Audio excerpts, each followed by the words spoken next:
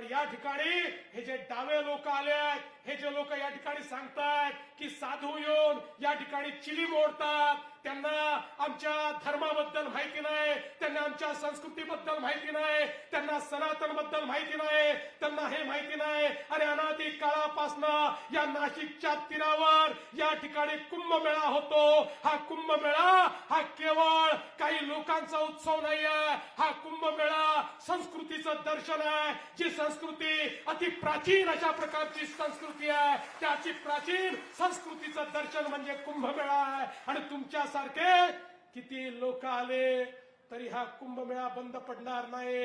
अरे औरंगजेबाने प्रयत्न करून पाहिला, तो कुंभमेळा बंद करू शकला नाही. आणि आता कोणत्या औलादी आल्या त्या सांगतात अकबराने कुंभमेळा सुरू केला. त्या औलादींना सांगतो, अरे जेव्हा अकबराच्या बापाचा बाप बापाचा बाप बापाचा बापही पैदा झाला नव्हता, तेव्हा याच नाशिकमध्ये या ठिकाणी कुंभमेळा होत होता. त्यामुळे अशा प्रकारच्या नालायकांना त्यांची जागा दाखवून देण्याकरता आज आपल्याला काम करण्याची आवश्यकता आहे.